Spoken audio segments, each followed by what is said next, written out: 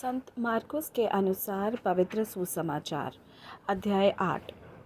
उन दिनों में जब फिर बड़ी भीड़ इकट्ठी हुई और उनके पास कुछ खाने को ना था, तो उसने अपने चेलों को पास बुलाकर उनसे कहा, मुझे इस भीड़ पर तरस आता है, क्योंकि यह 3 दिन से बराबर मेरे साथ हैं और उनके पास कुछ भी खाने को नहीं। यदि मैं उन्हें भूखा कर भेज दूं, तो मार्ग में थक कर रह जाएंगे, क्योंकि इनमें से कोई दूर से आए हैं। उसके चेलों ने उसको उत्तर दिया कि यहाँ जंगल में इतनी रोटी कोई कहाँ से लाए कि ये तृप्त हो। उसने उनसे पूछा, तुम्हारे पास कितनी रोटियां हैं? उन्होंने कहा, 7। तब उसने लोगों को भूमि पर बैठने की आज्ञा दी और वे 7 रोटियां ली और धन्यवाद करके तोड़ी और अपने चेलों को देता गया कि उनके आगे रखें, और उन्होंने लोगों के आगे परोस दिया। उनके पास थोड़ी सी छोटी मछलियां भी थीं और उसने धन्यवाद करके उन्हें भी लोगों के आगे रखने की आज्ञा दी। सो वे खाकर तृप्त हो गए और शेष टुकड़ों के 7 टोकरे भरकर उठाए, और लोग 4,000 के लगभग थे। और उसने उनको विदा किया और वह तुरंत अपने चेलों के साथ नाव पर चढ़कर दलमनूता देश को चला गया।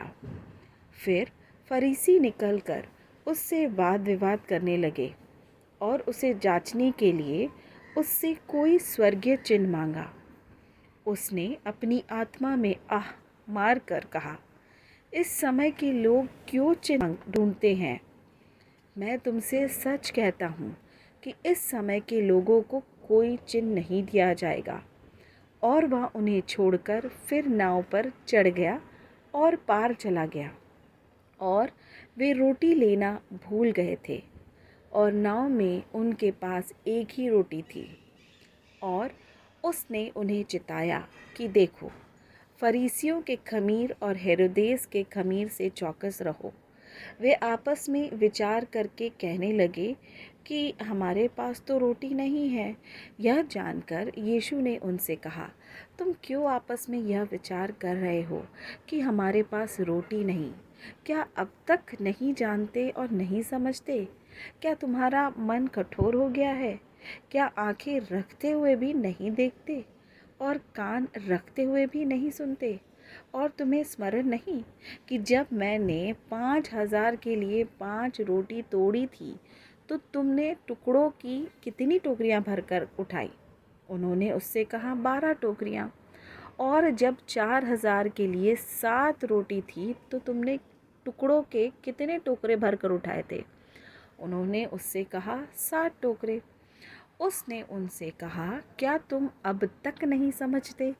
और वे बैतसैदा में आए, और लोग एक अंधे को उसके पास ले आए और उस से विनती की कि उसको छुए। वह उस अंधे का हाथ पकड़कर उसे गांव के बाहर ले गया और उसकी आंखों में थूककर उस पर हाथ रखे और उससे पूछा, क्या तू कुछ देखता है? उसने आंख उठाकर कहा, मैं मनुष्यों को देखता हूँ, क्योंकि वे मुझे चलते हुए दिखाई देते हैं जैसे पेड़। तब उसने फिर दोबारा उसकी आंखों पर हाथ रखे और उसने ध्यान से देखा और चंगा हो गया और सब कुछ साफ साफ देखने लगा। और उसने उससे यह कहकर घर भेजा कि इस गांव के भीतर पाँव भी न रखना। यीशु और उसके चेले कैसरिया फिलिप्पी के गांवों में चले गए, और मार्ग में उसने अपने चेलों से पूछा कि लोग मुझे क्या कहते हैं?